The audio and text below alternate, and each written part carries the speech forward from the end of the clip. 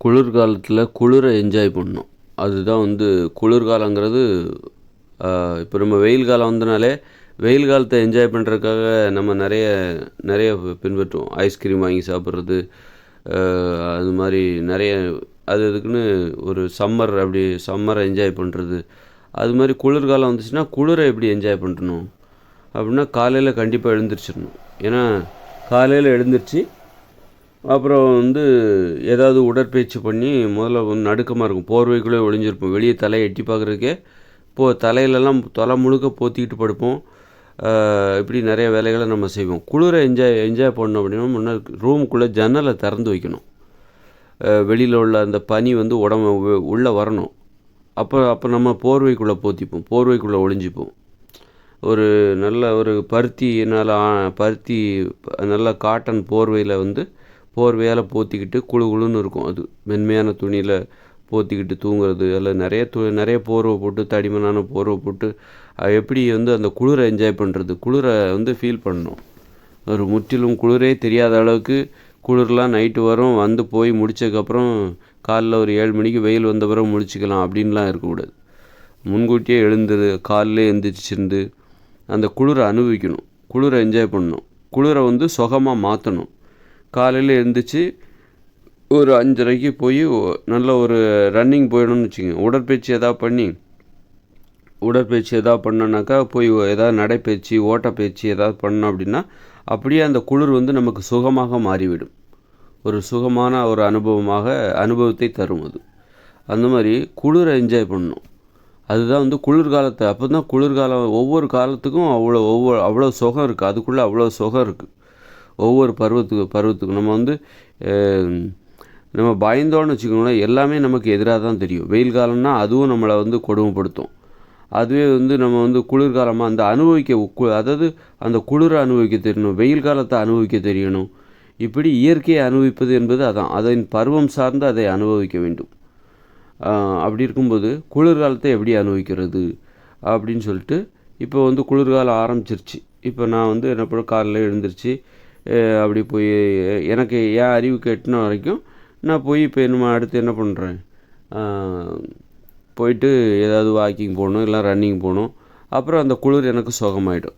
நான் எதுவும் எதுவும் தலைக்கு எதுவும் போட்டுக்க மாட்டேன். தலைக்கு ஏதாவது குல்லா தொப்பி, மங்கி குல்லா அதெல்லாம் போட்டுக்காமல் அப்போ அந்த குளிர் நல்லாயிருக்கும். காலையில் பனி மூட்டமாக இருக்கும். இந்த மாதிரி அதை எப்படி அனுபவிக்கிறது? ஏன்னா காலையில் நான் ரொம்ப நேரம் வரைக்கும் தூங்கிட்டேன்னா எனக்கு அந்த குளிரை நான் இழக்கிறேன், குளிர்காலத்தை இழந்து விடுகிறேன். இங்கே குளிர் நைட்டு மட்டும்தான் வருது தமிழ்நாட்டில். பகலில் வெயில் அடிச்சிச்சுன்னா அந்த வெயில் அந்த குளிர்ச்சி என்பது அதிகமாக மறைந்துவிடும். ஆனால் பகல் நேரத்தில் அந்த குளிர்ச்சி இருக்கும். ஃபேன் எதுவும் போட்டுக்க மாட்டாங்க ஒரு மார்கழி மாதத்துலலாம், பகலில் கூட. இருந்தாலும் ஒரு இரவு நேர குளிர்ச்சிக்கு அதிக முக்கியத்துவம் இருக்குது. நம்ம ரொம்ப நேரம் தூங்கிட்டோன்னா அந்த குளிரை நம்ம மிஸ் பண்ணுவோம், இழந்துருவோம். ஐயோ, ஏன்னா இது ஒரு கொஞ்ச நாள் தான் இருக்கும், ஒரு 2 மாதம்தான் அந்த குளிர் இருக்கும். அப்புறம் வெயில் காலம் வந்துடும். அந்த வெயில் காலத்தை எப்படி அனுபவிக்கணும்னா அது இன்னும் அது வேறு விதமான ஒரு அனுபவம். இப்படி இயற்கையை நம்ம தவற விடாமல் அனுபவிக்கணும். நம்ம எல்லாம் என்ன பண்ணுறோன்னா எல்லா காலத்துலேயுமே இந்த இயற்கையோட இப்போ குளிர்காலம் வருதா அப்போ போய் ஒளிஞ்சிரும். வெந்நீரில் குளிக்கிறது, அப்புறம் சுற்றி ஜன்னல்லாம் அடைச்சிக்கிட்டு நல்லா இழுத்து போத்திக்கிட்டு 7 மணிக்கு வெயில் வந்த பிறகு தான் முழிக்கிறது, வெந்நீர் தான் குடிக்கிறது. இப்படி குளிர்லேருந்து தப்பிச்சிடுறோம். வெயில் காலம் வருதா, வெயில் காலம் வந்தோடனே ஏசி ரூமில் போட்டுக்கிறோம். ஏசி ரூமில் படுத்துக்கிட்டு எப்போவுமே ஏசி ரூமில் இருந்து வெயிலேருந்து தப்பிச்சிடுறோம். அந்த மாதிரி இல்லாமல் வெயில் காலங்கிற போது வெயில்லையும் அதுக்காக வெயிலில் அலையணும்னு சொல்லலை. அதுக்கும் எப்படி அந்த வெயில் காலத்தை எதிர்கொள்ளணும், காலையில் ஒரு 10 மணி வரைக்கும் வெயிலில் நம்ம கலந்து அதாவது அப்போவும் நம்ம காலையில் எழுந்திரிச்சிடணும். போய் அந்த வெயில் கடுமையாகாத சூழ்நிலையில் அந்த வெயிலோடு நம்ம உடம்பை பழக்கப்படுத்தும் போது உடம்புல உள்ள வியர்வையெல்லாம் வெளியில் வரும். இப்படி பலவித அனுபவங்கள் அதுலேயும் பயங்கர சுகமாக இருக்குது. குளிர்ந்த உணவுகளை சாப்பிடணும், அதை எதிர்கொள்வதற்கு நல்ல உணவுகளை சாப்பிடணும், அதற்கு தகுந்த உணவுகளை சாப்பிடணும். உணவு முறையை மாற்றணும். வெயில் காலம் வந்தால் உணவு முறையை மாற்றணும். எதனால் நீ மாற்றுற, அந்த வெயிலை நீ எதிர்கொள்ளும் போது தான் நீ உணவு முறையை மாற்றுற. நீ வெயிலேருந்து எப்போ ஒழிஞ்சிக்கிட்டே இருந்தால் அது மாதிரி குளிர்காலம் வந்தாலும் ஒழிஞ்சிக்கிற.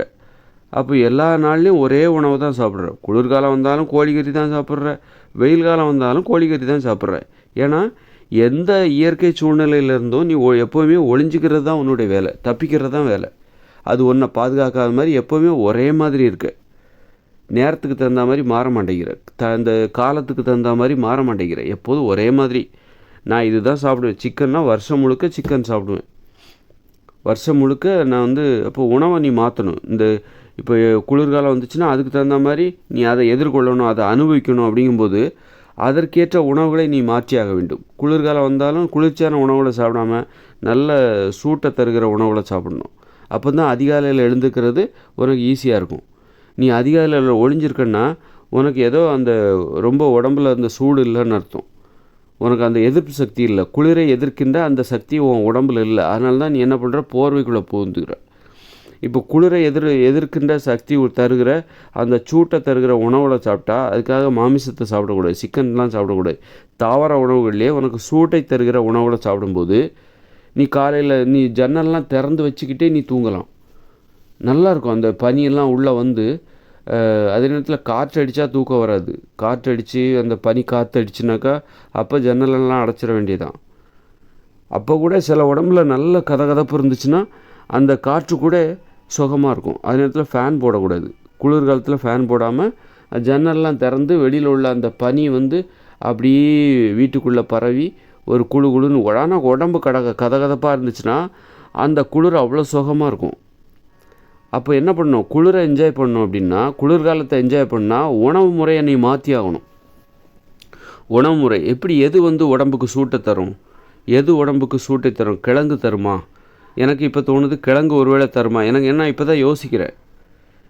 இப்போ சொல்லும்போது தான் நான் கூட யோசிக்கிறேன். எனக்கு தெரிஞ்சு வச்சு பேசலை, நான் சொல்லும்போதே நானே தெரிஞ்சுக்கிறேன். சொன்னால் தான் நான் இந்த மாதிரி பேசும்போதே எனக்கே தெரியுது. குளிர்காலத்தை என்ஜாய் பண்ணுங்கிற ஒரு கருத்து எனக்கு கிடச்சிது. அப்போ அது எப்படி என்ஜாய் பண்ணுறது அப்படிங்கும்போது பேசியே நான் தெரிஞ்சுக்கிறேன். அப்போது என்ன பண்ணுறது, ஒரு கிழங்கு சாப்பிட்ணுமோ, கிழங்கை நம்ம உணவுகளில் சேர்த்துக்கணுமோ. இப்போ உடனே சூட்டான உணவுனா கோழிக்கறின்னு போயிடக்கூடாது, கோழிக்கறியெல்லாம் சாப்பிடக்கூடாது. அப்புறம் அது செரிமானமாகுது, நிறைய பிரச்சனைகள் வரும், தலைவலிலாம் வந்துடும். அது தேவையில்லை. இயற்கை உணவுகள்லேயே தாவர உணவுகள்லேயே உடம்புக்கு சூட்டை தருகிற உணவு எதுன்னு தேடி அந்த உணவை சாப்பிட்ணும். அப்போது ஒரு கிழங்கு சூட்டை தருமா போய் யோசிக்கணும். ஒருவேளை கிழங்கு தரும்னா கிழங்கை சாப்பிட்ணும், கிழங்கை உணவுகளில் சேர்த்துக்கணும். கிழங்குன்னா மரவள்ளி கிழங்கு, அப்புறம் மரச்சீனி கிழங்கு, அப்புறம் கருணை கிழங்கு, இந்த மாதிரி கிழங்குகளை உணவில் சேர்த்துக்கலாம். அதில் கத்திரிக்காய் உணவில் சேர்த்துக்கலாம். மாங்காயை பொரியல் பண்ணி சாப்பிட்லாம்.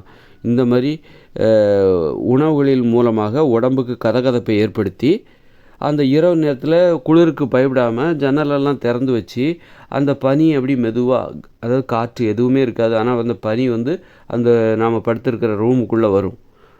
நம்ம போர்வைக்குள்ளே கூட போர்வை போத்திக்கலாம், தப்பு இல்லை. ஆனாலும் மென்மையான போர்வையை போத்திக்கலாம். ஒரு பருத்தினால் நம்ம குளிர் ஒன்றும் பண்ணாது, ஏன்னா உடம்பு கதகதப்பாக இருக்குது.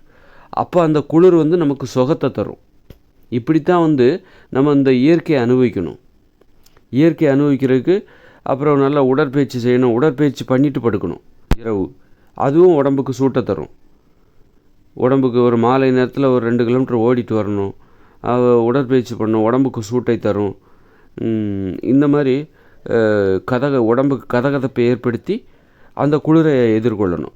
அப்போ ஒரு குளிரை எதிர்கொள்ளணும்னா உடம்புக்கு ஒரு எதிர்ப்பு ஆற்றல் தேவை, அதுதான் அந்த கதகதப்பு. அதுமாதிரி குளிர்காலத்தில் நீங்கள் வெயில் காலம் போகிறீங்களா, உடம்பு அப்படி வெயில் காலம் டக்குன்னு வராது, டக்குன்னு இப்போ குளிர்காலம் மெதுவாக குறைஞ்சிட்டே வரும். அதுக்கு தகுந்த மாதிரி உணவுலேயும் மாற்றத்தை கொண்டு வரணும், உணவுலேயும் மாற்றத்தை ஏற்படுத்தணும். மாற்றத்தை ஏற்படுத்தி அப்படியே வெயில் காலம் வரும். வெயில் காலத்துக்கு தகுந்த மாதிரி குளிர்ந்த உணவுகளை சாப்பிட ஆரம்பிச்சிடணும். அந்த வெயிலை எதிர்கொள்வதற்காக வெயில் நமக்கு சுகமாக தெரியும். நல்ல குளிர்ச்சியான உணவு, தர்பூசணி, வெள்ளரிக்காய், சுரைக்காய், அப்படி இப்படின்னு குளிர்ந்த உணவுகளை சாப்பிடணும். பழங்கள் அப்படி சாப்பிடும்போது வெயில் நமக்கு சுகமாக தெரியும். வெயிலை கண்டு நீ ஒளிய வேண்டிய அவசியம் கிடையாது. எப்போ நீ ஒளியிறியோ உன் உடம்புல எதிர்ப்பு சக்தி குறைஞ்சிருச்சுன்னு அர்த்தம், உனக்கு நோய் இருக்குன்னு அர்த்தம். நோய் வந்துடும். ஒளிஞ்சு நீ போயிட்டே இருக்குன்னா கடைசியில் உனக்கு நோய் வந்துடும். என்றைக்கு நீ குளிரை கண்டு ஒளியிறியோ, குளிரை கண்டு பயப்படுறியோ, அப்போ வீரம்னா என்னென்னா குளிரை எதிர்கொள்கிறது தான் வீரம். குளிர்காலமாக குளிரை எதிர்கொள், அதுதான் வீரம். வெயில் காலமாக அந்த வெயிலை எதிர்கொள், அதுதான் வீரம். உடனே ஏசிக்குள்ளே புகுந்துக்காத. இது வந்து இப்போ நாம் வாழ்ந்துகிட்டு இருக்க வாழ்க்கையெல்லாம் பார்த்திங்கன்னா இயற்கையிலேருந்து ஒளிஞ்சு கொள்கிற வேலை, ஒரு வாழ்க்கை தான் இது. கோழைத்தனமான வாழ்க்கை. மனுஷங்க இந்த மாதிரி தொழில்நுட்பம் வளர்ச்சிங்கிற பேரில் கோழை ஆகிட்டாங்க. கோழைகளின் திறமை தான், கோழைகளின் திறமையால் உருவானது தான் அந்த உலகம். கோழைத்தனத்தால் உருவானது தான் அந்த உலகம். கோழையாக ஆக்குகிற ஒரு திறமை தான் இந்த இயந்திர அறிவியல் தொழில்நுட்ப திறமை என்பது மனுஷங்களை கோழையாக தான் மாற்றும். இந்த இயற்கையிலேருந்து ஒழித்து கொள்கிற ஒரு வாழ்க்கை தான் இது, ஒரு தொழில்நுட்பம் தான் இது. அதனால் என்றைக்கு நம்ம ஒளியிறோம், குளிரை பார்த்து நடுங்குறோம், காலையில் எழுந்துக்கிற தயங்குறோம் அப்படின்னா நம்ம உடம்புல அந்த குளிரை எதிர்கொள்வதற்கான அந்த எதிர்ப்பு ஆற்றல் இல்லை. அப்போ நீ அதற்கு தகுந்த உணவை சாப்பிடு. அதற்கு உணவு முறையில் ஒரு மாற்றத்தை ஏற்படுத்திக்கோ. எப்போதும் ஒரே மாதிரி இருக்காது. அப்போ உணவில் எது சூட்டை தருகிற உணவு, இப்போ வாழைப்பழத்தில் சில பழம் சூடுன்னு சொல்லுவாங்க, அந்த பழத்தை இப்போ சாப்பிட்ணும். அந்த சூட்டை தருகிற வாழைப்பழத்தை இப்போ சாப்பிடணும். சில பழம் குளிர்ச்சியான பழம், அதனால் அப்போ குளிர்ச்சியான பழமே எடுத்துக்கூடாதா? கொஞ்சம் எடுத்துக்கோங்க, முற்றிலும் தவிர்க்காமல் கொஞ்சமாக எடுத்துக்கோங்க. சூட்டை தருகிற காய்கறிகள் அதை சாப்பிடணும். குளிர்ச்சியை தருகிற காய்கறிகளை இப்போ குறைச்சிக்கணும். அப்போ தான் வந்து காலையில் இரவு நேரம் நல்லா தூங்கும். உடம்பில் நீ என்ன தான் போர்வை பொத்திக்கிட்டு தூங்கினாலும் உடம்பில் கதகதப்பு இல்லைன்னா குளிர்காலத்தில் உனக்கு தூக்கம் வராது. தூக்கம் ஏன் வர மாட்டேங்குது? அந்த கதகதப்பு இல்லை. அதான் எதிர்ப்பு சக்திங்கிறது. இந்த இயற்கையின் தட்பவெட்ப நிலையை எதிர்க்கின்ற அந்த ஆற்றல், அது இருந்தால் தான் உனக்கு நல்லா தூக்கம் வரும். அதான் கேடயமாக இருந்து உன் உடம்பை அது பாதுகாக்கணும். அப்போ தான் உனக்கு நல்ல தூக்கம் வரும். போர்வைங்கிறது நம்ம உடம்புக்குள்ளே இருக்கிற அந்த, இப்போ குளிர்காலத்தில் எது போர்வை? உடம்புக்குள்ளே இருக்கிற அந்த கதகதப்பு தான் போர்வை. அந்த கதகதப்பு இல்லைன்னா எவ்வளோ போர்வை போற்றி நீ தலையே உள்ளே நுழைச்சிக்கிட்டாலும் உள்ளுக்குள்ளே உனக்கு தூக்கம் வராது. அதனால் அது மாதிரி வெயில் காலத்தில் உடம்பு கொஞ்சம் குளிர்ச்சியாக இருக்கணும். அதுக்கு தகுந்த மாதிரி உணவு முறை மாற்றணும். அப்போ வந்து வெயில் காலத்தில் உனக்கு தூக்கமே வரல அப்படின்னா உடம்புல அந்த குளிர்ச்சி இல்லைன்னு அர்த்தம். நல்ல வெறும் தண்ணியாக குடித்து மட்டுமே உடம்பை குளிர்ச்சியாக்க முடியாது. உணவு தான் வந்து உடம்பை நல்லா குளிர்ச்சி பண்ணும். தண்ணி வந்து சும்மா அது ஒரு 10% தான். ஆனால் மீதமுள்ள 90% உடம்பின் வெப்பநிலையை தீர்மானிப்பது உணவு தான். வெறும் தண்ணீர் குடித்து மட்டுமே உடம்பின் வெப்பநிலையை நாம் தீர்மானித்து விட முடியாது. உடம்போட வெப்பநிலையை தீர்மானிப்பது உணவுகள் தான் உடம்பின் வெப்பநிலையை மிகச்சரியாக மாற்றக்கூடிய தன்மை உண்டு. உள்ளே போய் உடம்போட உள்ளுறுப்புகளின் செயல்பாட்டு போய் அது மாற்றணும் அப்படின்னா அது உணவால் தான் முடியும். அதனால் அந்த உடம்போட நோய் எதிர்ப்பாற்றல் அப்படின்னா இந்த குளிரை எதிர்க்கின்ற ஆற்றல், இந்த வெயிலை எதிர்க்கின்ற ஆற்றல், அது எந்த உணவில் இருக்கோ அதை தேடி சாப்பிட்ணும். அப்போ தான் நோய் எதிர்ப்பாற்றல் அதுதான் வரும். இல்லைன்னா நமக்கு வந்து இந்த குளிரை தாங்க முடியல அப்படின்னா தூக்கம் வராது. அப்புறம் நைட்டு தூக்கம் வராது. வெயிலை தாங்க முடியல, குளிரை தாங்க முடியல. வெயில் காலம் வந்தாலே அந்த வெயில் காலத்தினால நிறைய பேர் இறந்து போயிடுவாங்க. குளிர்காலம் வந்துன்னா குளிரை தாங்க முடியாமல் நிறைய பேர் இறந்து போயிடுவாங்க. அந்த மாதிரி நிலமை ஒரு நாள் வந்துடும், பலியாயிடுவோம். 100 வயசு வரைக்கும் 120 வயசு வரைக்கும் வாழ முடியாது. இந்த மாதிரி இயற்கையே நம்மளை வந்து சாகடிச்சிரும். அது அவ்வளோ வலிமையானது. அப்போ அதை எதிர்கொள்ளணுன்னா நாம் அதற்கு ஏற்றாற்போண்டு இயற்கையிலேருந்து இப்போ சில உணவுகளை சாப்பிட்டு உடம்பை அதற்கேற்றாற்போல் நாம் தயார் பண்ண வேண்டும். உடம்பை சூடாக மாற்றுறதுக்கு என்ன பண்ணுறது அப்படின்னு சொல்லிட்டு அப்போ தான் குளிர்காலத்தை அனுபவிக்கணும்னா இந்த மாதிரி நம்ம இயற்கையோடு கலந்து வாழும் பொழுது நம்ம மாற வேண்டும். இயற்கை எப்படி மாறுதோ அது மாதிரி நாமளும் மாறணும். இயற்கை எப்படி வெயில் காலம் வருதா அப்புறம் வந்து குளிர்காலத்துக்கு மாறுதா, அது மாதிரி நாமளும் மாறணும். நான் எப்போதும் ஒரே மாதிரி தான் இருப்பேன். நம்ம ஒளிஞ்சிக்கிற போது இந்த மாதிரி காங்கிரீட் கட்டடத்தை கட்டிக்கிட்டு அதுக்குள்ளே ஒளிஞ்சிக்கிட்டு போர்வைக்குள்ளே ஒளிஞ்சிக்கிட்டு நம்ம வாழும்போது எப்போதும் ஒரே மாதிரி இருக்கும். நம்ம மாறவே மாட்டேங்கிறோம். காலத்துக்கு தகுந்த மாதிரிலாம் நம்ம மாற மாட்டேங்கிறோம். இந்த இயற்கையை புரிஞ்சிக்க மாட்டேங்கிறோம். இந்த இயற்கையை காலத்தை புரிஞ்சிக்காமல் நான் எப்போதும் ஒரே மாதிரி தான் இருப்பேன். ஒரு நெளிவுத்தன்மை இல்லை, நெகிழ்வுத்தன்மை இல்லை, ஒரு ஃப்ளெக்சிபிலிட்டி இல்லை. அந்த மாதிரி நம்ம ஆயிடுறோம். அதனால் காலத்துக்கு அதனால் அறிவுங்கிறது நம்ம இயற்கை சார்ந்த அறிவு நமக்கு இல்லை, ஒரே மாதிரி இருக்கும். சோம்பேறித்தனம், இதுதான் சோம்பேறித்தனம். விழிப்புணர்வு இல்லை. அதுவே நீ எளிமையாக வாழ ஆரம்பிச்சேன்னு வையேன், வேறு வழியே இல்லை, நீ மாறித்தான் ஆகணும். இயற்கையோட இணைஞ்ச மனுஷாளுக்கு 2040 அப்புறம் வருதில்ல, அப்போ நீ வேறு வழியே இல்லை, மாறித்தான் ஆகணும். தப்பிக்கவே முடியாது, ஓடவும் முடியாது, ஒளியவும் முடியாது. ஏன்னா நீ குடிசையில் தான் இருப்ப. உனக்கு போர்வையோ எதுவுமே கடையில் போனால் கிடைக்காது. காங்கிரீட் கட்டடம் நாம் கட்டினா தான் உண்டு. நான் வடிவமைத்த அந்த வடிவமைப்பின்படி புதிய உலகை உருவாக்கினால்தான் உண்டு. இல்லைன்னா அதுவும் கிடையாது உனக்கு. நீ குடிசையில் தான் இருப்ப. அப்போ நீ இந்த குளிர் வெயில் எல்லாத்தையும் நீ பாதிக்கப்படுவ. எப்போதும் குடிசைக்குள்ளே இருக்க முடியுமா? தூங்கும்போது மட்டும்தான் குடிசைக்குள்ளே இருக்க முடியும். அங்கே ஒன்றும் கிடையாது, அது வெறும் மண் தரை தான். அதுக்குள்ளே நீ ஒரு வாழ்க்கை வாழ்ந்துக்கிட்டு கதகதப்பாக ஒரு இது மாதிரி ஏதோ பண்ணிக்கிட்டு, இப்போ குளிர்காலமாக அதுக்கு தகுந்த மாதிரி மாற்றி ஆகணும். குளிர்காலம் வந்துருச்சு, என்ன பண்ணுறது, இந்த குளிர்லேருந்து தப்பிக்கிறதுக்கு அதுக்கு என்ன பண்ணுறதுன்னு பயங்கர ஆராய்ச்சியாக நடக்கும். அதை பண்ணு, இதை சாப்பிடு, அதை சாப்பிடு. நல்ல இப்போ சணல்லாம் இருக்குல்ல, சணல் எப்படி உற்பத்தி செய்கிறாங்கன்னு தெரில, யூடியூப்பில் பார்க்கணும். ஏன்னா சணல் நல்லா குளிரை தாங்கும். பார்த்தீங்களா, குளிரை தாங்கிறதுக்கு இயற்கையிலே ஒரு வழி இருக்குது. ஆனால் சணல் இப்போ கோணிச்சாக்கு, சணல் சாக்குலாம் இருக்குல்ல, கோணிப்பை சணல், அது எப்படி அவங்க நிறைய தொழில்நுட்பத்தை பயன்படுத்தி அந்த சணலாக மாற்றுறாங்களா, இல்லை எளிதாகவே சணலாக மாற்றிடலாமா? அப்படின்னா சணலை எல்லா நாட்டிலையும் நீங்கள் விளைய வைக்கணும். சணலை ஈஸியாக, அதாவது பெரிய தொழில்நுட்ப உதவி இல்லாமல் எளிதாகவே சணலை நம்மால் தயாரிக்க முடியும். அப்படின்னா சணல் நல்லா குளிர் தாங்கும். நாங்கள்லாம் சின்ன வயசில் 30 வருஷத்துக்கு முன்னாடி குளிரை தாங்கிறதுக்காக போர்வை கிடையாது. அப்போ சணல் இப்போ சின்ன பையனாக இருப்பேன். இப்போ 30 வருஷம், ஒரு 30 வருஷத்துக்கு முன்னாடி, 35 வருஷத்துக்கு முன்னாடி சின்ன பையனாக 10 வயசு அப்படிலாம் இருக்கும்போது படுக்கும்போது என்ன பண்ணுவோம், குளிர்காலத்தில் என்ன பண்ணுவோம், ஒரு பெரிய இந்த சணல் சாக்கு, சணல் கோணிப்பை அதுக்குள்ளே காலை விட்டுக்கிட்டு ஒரு நெஞ்சு வரைக்கும் வந்துடும், மார்பு வரைக்கும் அந்த சாக்கு வந்துடும். அந்த குளிரில் நாங்கள் அதில் தூங்கிடுவோம். அப்போது நீங்கள் குளிரை தாங்கணுன்னா சணல் நல்ல தேர்வு. கம்பளிங்கிறது கம்பளி பூச்சிலேருந்து தானே, அதில் அதோட கூட்டில் இருந்து தானே கம்பளி எடுப்பாங்க. கம்பளிங்கிறது ஆட்டோட ரோமத்துலேருந்து எடுப்பாங்கன்னு நினைக்கிறேன். அதெல்லாம் எந்த அளவுக்கு தொழில்நுட்பம் சார்ந்ததுன்னு தெரியல. ஒருவேளை ஆட்டோட ரோமத்தை கூட ஏதாவது என்ன பண்ணலாம், ஆட்டோட ரோமத்தை எப்படி பண்ணலாம், அது ஆட்டோட ரோமத்தை நம்ம கத்திரி இதெல்லாம் இருந்தால் தான் ஆட்டோட ரோமத்தை வெட்டி எடுக்க முடியும். கத்திரிங்கிறது உலோகங்கள் இருக்கிற காலத்துக்கு வரைக்கும் தான் நம்ம அந்த ஆட்டோட ரோமத்தை வெட்டி எடுக்கிற அந்த நடைமுறை நமக்கு பயன்பாட்டுக்குள்ளே வரும். வெட்டி எடுத்து அந்த ரோமத்தை ஏதாவது கம்மில் போட்டு ஒட்ட வச்சு அதை ஒரு போர்வை மாதிரி பயன்படுத்தி, இப்போ பருத்தியில் கம் தடவி, வேப்பம் பிசினை தடவி, அதில் ஆட்டோட ரோமத்தை வெட்டி அதை அதில் தூவி, இப்படி ஒரு லேயர், ஒரு ஆடையை தயாரிக்கணும். ஆடையை தயாரித்து இரவு நேரத்தில் அதை போத்திக்கலாம். இதெல்லாம் அந்த ஆட்டோட ரோமத்தை வெட்டுற வரைக்கும் தான், வெட்ட முடிகிற வரைக்கும் தான் அதெல்லாம் உங்களுக்கு நடக்கும். ஆட்டோட ரோமங்கிறது இப்போது தமிழ்நாட்டில் வளருகிற ஆட்டோட ரோமம் அளவுக்கு அதிகமாக வளராது. அது குளிர் பகுதியில் வளர்கிற ரோமங்கள் தான் அதிகமாக வளரும். அதனால் அது குளிர் பகுதியில் உள்ளவங்க அது மாதிரி யோசிப்பாங்க. இப்போ எனக்கே நிறைய ஐடியா வருது. இப்போ சணல் சாக்கு, நம்மளால் ஒரு கோணிப்பையை இப்போ எந்த தொழில்நுட்பத்தின் உதவி இல்லாமல் என்னால் ஒரு கோணிப்பையை உருவாக்க முடியும் அப்படின்னா, சணல் கோணிப்பையை உருவாக்க முடியும்னா, அப்போ சணல்லேருந்து இரவு நேர குளிரை தாங்குகிற ஒரு ஆடையை நான் தயாரித்து விடுவேன். அவ்வளோதான். இயற்கையோடு இணைந்த மனித வாழ்க்கைங்கிறது இதுதான். குளிரை தாங்கிறது, குளிரை பார்த்து நீ பயப்பட வேண்டிய அவசியம் கிடையாது.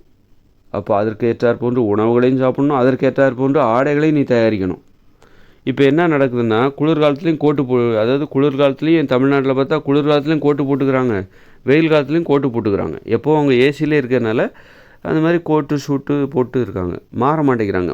காரணம் என்னென்னா, இவங்க எப்போதும் ஒரே வெப்பநிலையில் இருக்காங்க, எப்போவுமே குளிர்ச்சியிலே இருக்காங்க, குளிர்லேயே இருக்கணும், ஏசியிலே இருக்கணும்.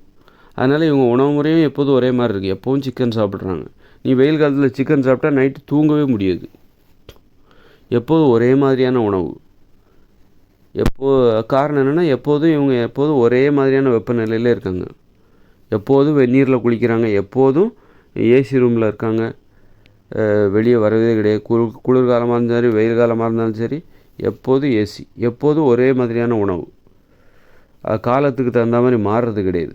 ஏன்னா மாற வேண்டிய கட்டாயம் இல்லை, ஒரு பயம் இல்லை, இயற்கையை பற்றின பயம் இல்லை. ஏன்னா காரணம் என்னென்னா, இயற்கையிடமிருந்து விலகி போய் ஒளிந்து ஒரு புதிய சூழ்நிலையை உருவாக்குகிறார்கள், புதிய தட்பவெட்ப நிலையை உருவாக்கி இயற்கைக்கிட்டேருந்து மறைஞ்சிக்கிறாங்க. இயற்கைன்னா என்ன? விடிஞ்சிருச்சா? விடிஞ்சிருச்சுனாலும் தெரிய மாட்டேங்குது, இருட்டிச்சுனாலும் தெரிய மாட்டேங்குது. எல்லா பொழுதும் எல்லா நேரமும் வீட்டில் விளக்கு எரியுது, எல்லா ஜன்னல்லாம் சாத்திடுறாங்க, எல்லா நேரமும் குளிர்ச்சியாக இருக்குது. காலையா இரவா, விடிஞ்சிருச்சா விடியலையா, அலாரம் தான் விடிஞ்சிருச்சு காலை 6 மணி, இதெல்லாம் அதுதான் சொல்லுது. அந்த கடிகாரம் தான் சொல்லுது சூரியனை பார்த்து இது காலையா. அப்போ இயற்கையோட இணைஞ்ச மனுஷ வாழ்க்கையில் நீ நேரத்தை கணக்கிடணும்னா நீ கண்டிப்பாக குடிசையில் வாழும்போது உனக்கு விடிஞ்சா தெரியும், இருட்டினாலும் தெரியும்.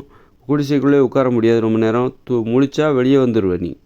குடிசைக்குள்ளெலாம் ரொம்ப நேரம் உட்கார முடியாது.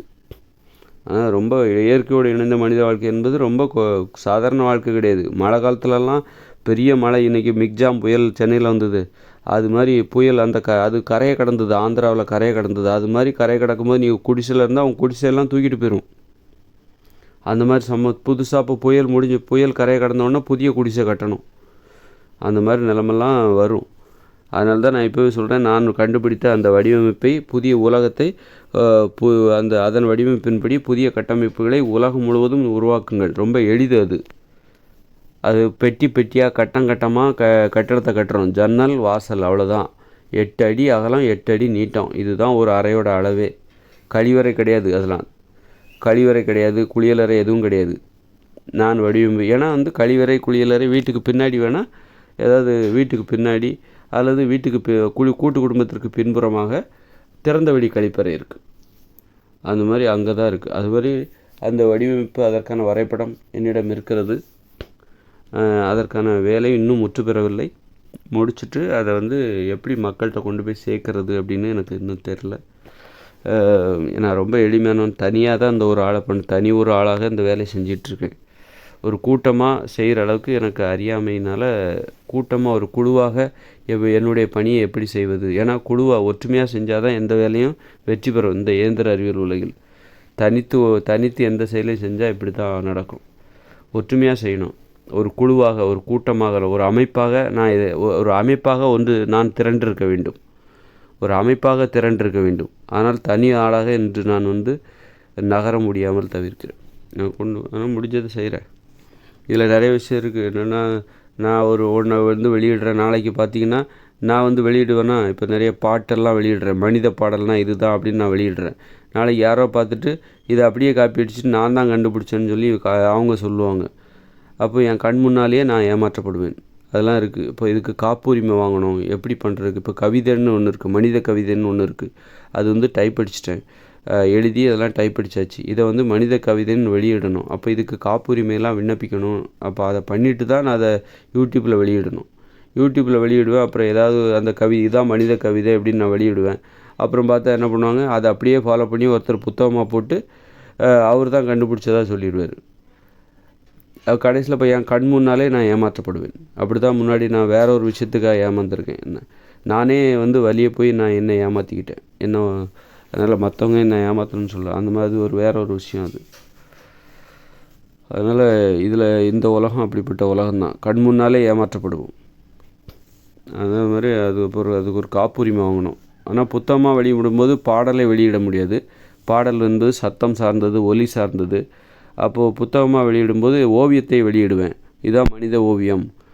அப்புறம் மனித கவிதை, அதை எழுத்து வடிவில் தானே இருக்குது, அதை புத்தகத்தில் வெளியிடலாம். ஓவியத்தை புத்தகத்தில் பதிப்பித்து விடலாம். அப்புறம் புதிய புதிய எழுத்துக்களை உருவாக்குதல், அது ஒரு எழுத்துக்கலைன்னு ஒன்று இருக்குது. அது அப்படி ஒரு விஷயம் இருக்கிறது. எப்படி புதிய புதிய எழுத்துக்களை உருவாக்குது. இப்போ மொழி ஈலாம் இருக்குல்ல, இது போன்று நீ ஒவ்வொருத்தரும் கோடிக்கணக்கான எழுத்துக்களை உருவாக்கலாம். அந்த அளவுக்கு அப்படி ஒரு கலை இருக்குது. அது யாருக்குமே தெரில. இருக்கிற எழுத்துக்களை அழகாக எழுதுறது தான் எழுத்துக்கலைன்னு நினச்சிட்ருக்காங்க. புதிய புதிய எழுத்துக்களை உருவாக்குது, அது அப்படி ஒரு கலை இருக்குது. அதுவும் என்கிட்ட இருக்குது. இப்போது அப்புறம் சிற்பம் செய்வது. அதை ஒரு சிற்பத்தை செஞ்சு ஒரு 10 அல்லது 50 சிற்பத்தை செஞ்சு அதை புகைப்படமாக எடுத்து அந்த புத்தகத்தில் பதிப்பிடணும். அப்போது ஓவியம், கவிதை, எழுத்துக்கலை, சிற்பம், இந்த 4ஐயும், ஓவியம், எழுத்துக்கலை, சிற்பம், கவிதை, இப்படி இந்த 4 கலையையும் ஒரு புத்தகமாக வெளியிட்டு அதற்கான காரணங்களை கொஞ்சம் சொல்லிவிட்டு இதுதான் எழுத்துக்கலை அப்படின்னு சொல்லி ஒரு காப்புரிமை வாங்கிடணும். அதன் பிறகு யாராவது ஒருத்தர் நான் தான் இந்த கவிதையை கண்டுபிடிச்சேன்னு சொன்னால் அப்போ நம்ம சட்ட ரீதியாக போய் அதுக்கு நம்ம வந்து மறுப்பு தெரிவித்து நம்ம உரிமைக்கு வர முடியும். இல்லைன்னா எப்பேற்பட்டவனையும் இந்த உலகம் ஏமாற்றிடும். நான் மனித நிலையில் முழுமையடைந்தவன், அதை வந்து யாரும் காப்புரிமை பெற முடியாது. ஏன்னா அது எனக்கு மட்டுமே அது வந்து எனக்கு மட்டுமே கிடைச்ச, இனிமேல் பிறக்கிற குழந்தைகளுக்கு வந்துடும் அந்த நிலைமை. அந்த இயல்பு இனிமேல் பிறக்கிற குழந்தைகளுக்கு வரும். அதனால் வந்து நான் என் மனித நிலையில் முழுமையடைந்தேன் என்பதற்கான சான்றுகள் தான் இந்த கலை வடிவங்கள். ஓவியம், கவிதை, பாடல், எழுத்துக்கலை, சிற்பக்கலை, எப்படி ஆட வேண்டும் என்பதற்கான நடைமுறை, எப்படி பாட வேண்டும் அந்த பாடல், இதெல்லாம் நான் மனித நிலையில் முழுமையடைந்ததற்கான சாட்சிகள். அப்புறம் புதிய உலகத்திற்கான வரைபடம், அந்த வரைபடத்தை கூட ஒரு மேப்பு மாதிரி ரெடி பண்ணலாமா, மேப்பெல்லாம் தயார் பண்ணுறாங்களா அவங்ககிட்ட போய் இது எனக்கு ரெடி பண்ணி கொடுங்க அப்படின்னு சொல்லலாமா, அது ரெடி பண்ணி மேப்பு மாதிரி மடித்து அதை ஒரு விற்கலாம், விற்பனை செய்யலாமா, அதுக்கு ஒரு காப்புரிமை வாங்கணும். இதெல்லாம் எப்படி சீக்கிரம் அதை பண்ணியாகணும். இன்னும் ஒரு 4 மாதம்தான் இருக்குது, அதுக்குள்ளே இதெல்லாம் பண்ணியாகணும். ஏன்னா மே 1ஆம் தேதி நான் இந்த என்னுடைய வீடியோவெல்லாம் வெளியிடணும் அப்படின்னு நான் முடிவு பண்ணியிருக்கேன். அதுக்குள்ளே புத்தகத்தெல்லாம் வெளியிட்டுட்டு தான் நான் இந்த வேலையை செய்யணும், இந்த யூடியூப்பில் வீடியோ வெளியிடணும். அப்போ அதுதான் கொஞ்சம் புத்திசாலித்தனமாக இருக்கும். இல்லைன்னா என் கண் முன்னாடியே நான் ஏமாற்றப்படுவேன். யாராவது ஒருத்தர் நான் கண்டுபிடித்ததற்கெல்லாம் அவங்க சொந்தம் கொண்டாடுவாங்க. ஆனால் இப்போ எவ்வளோ பெரிய இதை விட மிகச்சிறந்த கண்டுபிடிப்பு வேறு எதுவுமே இருக்க முடியாது. இந்த உலகம் இருக்கிற வரைக்கும் இந்த ஓவியம் யார் கண்டுபிடிச்சா, இந்த கவிதையை யார் கண்டுபிடிச்சா, இந்த கவிதை எழுதுகிற முறையை எப்போ என் பேரை சொல்ல, மனித கவிதையை யார் கண்டுபிடிச்சா, முதலில் மனித நிலையில் முழுமையடைந்த அந்த மனிதன் கண்டுபிடிச்சான். அவனிடம்தான் இதுவரை, அதாவது மனிதர்கள் எப்படி வாழ வேண்டும், மனுஷங்களாக எப்படி வாழணுங்கிறத எங்கே வந்து அந்த ஆராய்ச்சி எங்கே என்னிடத்தில் முடிவடைகிறது. அப்புறம் மனுஷங்களாக முழுமையடைந்த அந்த மனுஷங்களாக அவங்க வாழ ஆரம்பிக்கிறாங்க. எங்கே ஆரம்பிக்கிறாங்க? என்னிடத்தில் ஆரம்பிக்கிறாங்க. எவ்வளோ பெரிய ஒரு சிறப்பு, மனித வரலாற்று சிறப்பு இது. அது வந்து எவ்வளோ பெரிய, அப்படிப்பட்டவங்களே ஏமாற்றிடக்கூடாதுல்ல, விழிப்போடு இருக்கணும். இந்த உலகம் அப்படிப்பட்டது தான். இப்படிப்பட்ட இந்த உலகத்தில் தான் நான் என் கடமையை செய்யாமல் ஏமாந்துட்டேன். கடமையை செய்யலைனாலே அது மிகப்பெரிய ஏமாளித்தனம். எனக்கு எவ்வளோ சிந்தனை வளம் இருந்தது, ஆனால் ஆராய்ச்சி முடிகிற வரைக்கும் நான் அந்த விழிப்புணர்வே இல்லாமல், அதை வெளிப்படுத்தணுங்கிற எண்ணம் இல்லாமல், கூச்சப்பட்டுக்கிட்டு, தயங்கிக்கிட்டு, பின்வாங்கிக்கிட்டு நான் ஒதுங்கிட்டேன். என்னையே நான் தாழ்த்திக்கிட்டு ஒதுங்கி வேறு பிழைக்கிற வேலையை பார்த்துட்டு கிடந்தேன். என்னுடைய கடமை இதுதான். நான்லாம் வந்து இப்போ வந்து எனக்கு பேசுவதற்கு கூட இந்த சிந்தனையெல்லாம் வேகம்லாம் குறைஞ்சி, அதாவது முடிவடைய போகுது. ஒரு ஆராய்ச்சின்னா அதுக்கு ஒரு முடிவு இருக்குது, அது முடிவடைய போகுது. ஆனால் இதுவே ஒரு 10 வருஷத்துக்கு முன்னாடிலாம் ரொம்ப உக்கரமாக இருந்திருக்கும் அந்த ஆராய்ச்சி. அற்புதமாக எந்த கோணத்துலேயும் அலசி ஆராய்ஞ்சு உள்ளே போய் அங்கே என்ன இருக்குதுன்னு சொல்கிற அளவுக்கு எனக்கு இருந்தது. ஆனால் அப்போல்லாம் வந்து எப்படி அதை வெளிப்படுத்துறதுன்னு எனக்கு தெரில.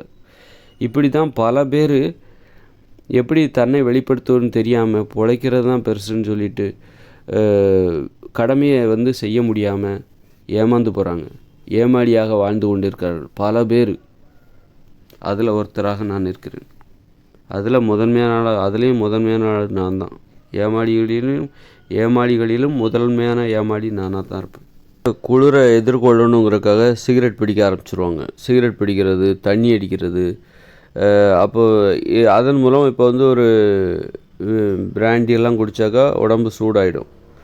அந்த மாதிரி அப்போ குளிர்காலத்தை எதிர்கொள்கிறதுக்கு இது சரியான வழின்னு கடைசியில் என்ன ஆகுன்னா கல்லீரெல்லாம் கெட்டு போய் சீக்கிரமாக செத்து போயிடுவாங்க.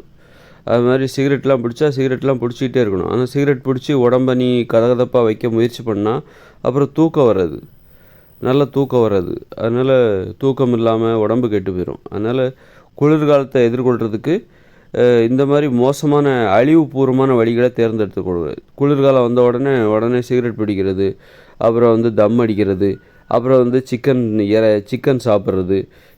இதெல்லாம் வந்து தம் அடிக்கிற மாதிரி தான். சிக்கன் வந்து எப்படின்னா கோழி இறைச்சி சாப்பிட்டா அது வந்து பயங்கர சூடு. அப்போது வந்து குளிர்காலம் வருதா, தம் அடிக்கிறது, நல்ல சரக்கு அடிக்கிறது, பிராண்டி அது மாதிரி அடிக்கிறது, அப்புறம் வந்து பார்த்திங்கன்னா சிக்கன் சாப்பிட்றது. இந்த மாதிரியான ஒரு வழிகளில் நிறைய பேர் போவாங்க. இது வந்துன்னா தவறான வழி, உடம்புக்கு அழிவை தந்துவிடும். இது சரியான வழி கிடையாது. அதனால் சரியான வழின்னா என்னென்னா, இப்போ நெருப்பு மூட்டி கதகதப்பை ஏற்படுத்துறது அது கூட ஓரளவுக்கு தான். ரொம்பவும் குளிர் காஞ்சிக்கிட்டு இருக்கக்கூடாது. நெருப்பு மூட்டி ரொம்பவும் அதுவும் ஒரு வழி தான், வேறு வழி இல்லை. பயங்கர குளிர் அடிக்குது, அப்போ நெருப்பு மூட்டுவாங்க, நெருப்போட வெப்பம் உடம்புக்கு தேவைப்படுது அப்படின்னு. இருந்தாலும் இந்த உணவு மூலமாகவே நம்ம உடம்புக்கு ஒரு கதகதப்பை ஏற்படுத்தணும். இந்த இப்போ நெருப்பு மூட்டி உடம்புக்கு சூட்டை ஏற்படுத்துறது எந்த அளவுக்கு எனக்கு சரின்னு தெரில. ஆனால் வந்து உடம்புக்கு சூட்டை கதகதப்பை தருகிற உணவுகளை சாப்பிடணும், உடற்பயிற்சி செய்யணும். அதுதான் சரின்னு நான் சொல்லுவேன். இந்த நெருப்பு மூட்டி உடம்பை வந்து வெப்பமாக்குறதுனால உடம்புக்கு ஏதாவது கெடுதல் வருமா, இல்லை உடம்பு அதனால் சூடாகும். இந்த நெருப்போட சூடு வந்து உடம்பில் அந்த வெப்பம் படுறதுனால அந்த அனல் மூலமாக உடம்பை வெப்பப்படுத்துவதால் கண்டிப்பாக உடம்புக்கு ஏதாவது பாதிப்பு வரும்னு தான் நான் நினைக்கிறேன். கண்டிப்பாக அது ஆரோக்கியமான நடைமுறையாக இருக்க வாய்ப்பில்லை. அதனால் அது ஒரு புகைப்பிடிக்கிற மாதிரி தான். புகைப்பிடிக்கிறோம், உடம்பு உள்ளுக்குள்ளே சூடாக்குறோம். சூடான புகை உள்ளுக்குள்ளே போய் உடம்பை வந்து சூடாக மாற்றுது. அந்த புகை உள்ளுக்குள்ளே போகும்போது உடம்புக்கு ஒரு பயம் வருது, ஒரு கோபம் வருது. இது என்னடா இந்த மாதிரி கெட்ட புகை உள்ளுக்குள்ளே வருது, நுரையீரல் வந்து திணறுது, ஒரு மரண பயம் வருகிறது. அதனால் உடம்பு சூடாகுது, நோய் வருது. அந்த மாதிரி கூட இது போகணும். அதனால் நெருப்பு மூட்டி உடம்பை சூடாக்குறது, அது அனல் காய்கிறது, அதன் மூலம் உடம்பை சூடாக மாற்றுவது என்பது சரியில்லைன்னு தான் நான் நினைக்கிறேன். அதனால் இயற்கையான வழிமுறைகளை கையாள வேண்டும். உடற்பயிற்சி செய்ய வேண்டும். அப்புறம் அந்த கதகதப்பு தருகிற, உடம்புக்கு சூட்டை தருகிற உணவுகளை சாப்பிடணும். இதுதான் இயற்கையான வழி. மற்றபடி சிகரெட் பிடிக்கிறதோ, அந்த மதுபானத்தில், அதாவது செயற்கையான ரசாயன மதுபானங்கள். இயற்கையான மதுபானத்தில் ஏதாவது நல்ல உடம்புக்கு கதகதப்பை தரும்னா அதை வேணால் சாப்பிட்டு பார்க்கலாம். அந்த மாதிரி சாப்பிடலாம். அதே நேரத்தில் இரவு நல்ல தூக்கத்தை தருகிற உணவுகளை சாப்பிடணும், அதையும் பண்ணணும். இப்படி பல கோணங்களில் நம்ம வந்து ஒரு குளிர்காலத்தை எல்லா காலத்துலேயும் நமக்கு தூக்கம் தேவை. அதனால் தூக்கங்கிறது நல்லா வருதுனாலே உடம்புல எதிர்ப்பு சக்தி நல்லா இருக்குன்னு அர்த்தம். குளிரை தாங்குகிற திறன் இருக்குன்னு அர்த்தம். குளிரை தாங்குகிற திறன், அனலை தாங்குகிற திறன், வெயிலை தாங்குகிற திறன், புழுக்கத்தை தாங்குகிற திறன் எல்லாமே எப்போ நல்ல தூக்கம் வந்துச்சுன்னா இதெல்லாம் இருக்குதுன்னு அர்த்தம். தூக்கம் வரலன்னா உடம்புல எதிர்ப்பு சக்தி இல்லை அப்படின்னு அர்த்தம். இப்போ குளிரை தாங்க முடியல அப்படின்னா எவ்வளோ தான் நீ போத்திக்கிட்டாலும் உனக்கு தூக்கம் வராது. குளிரை தாங்குகிற திறன் உடம்புல இயற்கையாகவே இருக்கணும். அப்போ தான் உனக்கு நல்லா தூக்கம் வரும். எவ்வளோ தான் போத்திக்கிட்டாலும் குறைவாக போத்திக்கிட்டாலும் அப்புறம் உனக்கு நல்லா தூக்கம் வரும்.